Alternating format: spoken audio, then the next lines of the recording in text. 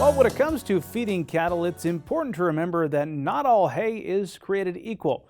Total digestible nutrients and crude protein levels often vary. That could mean the difference between a heifer losing a quarter pound per day or gaining nearly a third of a pound per day. The bottom line is, if you know the quality of your hay, you can make better decisions in terms of necessary supplementation. Market Journal's Bill Dodd recently caught up with an extension beef systems specialist to learn why testing your hay can be good for your cattle and your bank account.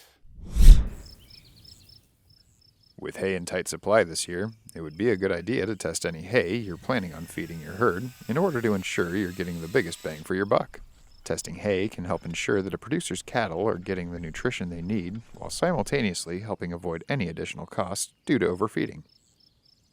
When we talk about testing hay, really what we're talking about is getting a sample of the hay and submitting it to a lab to get it analyzed to determine the nutrient content. In particular, we're really interested in the protein content, the energy content, and then also phosphorus.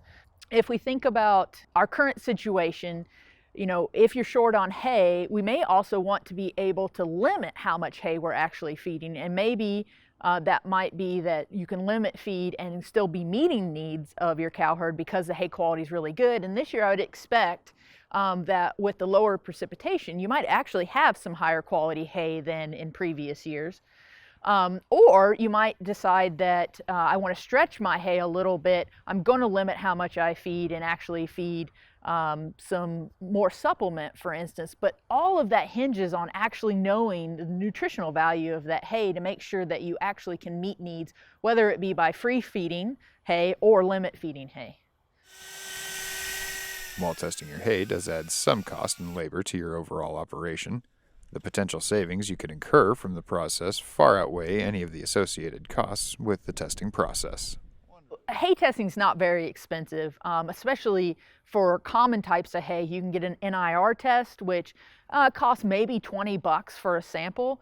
And if you think about your hay and you think about the amount of supplement you might need to feed, let's say brome grass hay, very common hay that is in eastern Nebraska anyways. From one year to the next, the feed values can vary tremendously. So we can have something that's maybe going down to even like a 48 to 50 TDN up to all the way to maybe even a 58 TDN. Well, that can be the difference between meeting a developing heifer's needs or needing to supplement her 3 or 4 pounds of distillers to actually meet her needs. So on average, the variation in the nutritive content, protein and energy in hay can really result in the amount that you may need to be feeding in terms of supplement, $20 to $40 per head over the winter. So spending $20 to get a hay test versus changing how much supplement you need to change from $20 to $40 per head, easy payback, right? So one of the things we suggest is actually using a hay core sampler. Most of our extension offices have one you can borrow. You can hook them up to a drill. They really can. If they're good and sharp, they can really help you to be able to get a nice representative sample because it goes through multiple layers in the bale, and you sample multiple bales, and you're going to send off just one sample that represents your whole versus actually taking a grab sample and representing 1 square foot, right? The labs are pretty doggone good at their job, right? They do a good job of analysis, but they're only as good as the sample that they get in. When sampling your hay, the best practice is to sample by lot. This means if you're sampling from hay obtained over multiple fields with varying soil types and conditions, or if the hay was cut down at different times, you should be testing those as separate lots and not all together. This can give you an advantage when it comes to planning when you would like to feed your cattle hay with higher or lower nutritional values. Those should be sampled separately.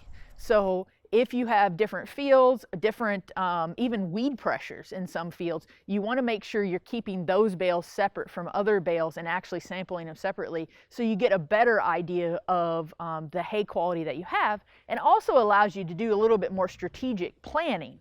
Right? The really high quality stuff you might say for your younger, for your heifers or maybe for your younger cows, and the lower quality might be what you're using to get some of your more mature older cows through the winter because it may be closer to their nutritional needs. And Nebraska Extension, our educators and our specialists can always help you once you have the hay test to plan out what you're going to feed to which groups and make a plan for how much supplementation you need. So you don't have to go it alone. You don't have to understand all of the analysis that you get back, but you're giving us more information and new tools to be able to best help you. Otherwise, we're making guesses, and our guesses might be wrong, and those guesses might be costly, right? Because either we do what I would say most of us end up doing, is being a little bit conservative and saying, well, we're going to guess it's a little bit lower quality and make sure we meet needs, and that may be requiring you to feed a little bit more than is actually needed. When it comes to ensuring your cattle are getting the best nutrition they can over the coming cold months, taking action now and testing your hay could prove very beneficial for your herd and your bank account. Reporting for Market Journal, I'm Bill Dodd.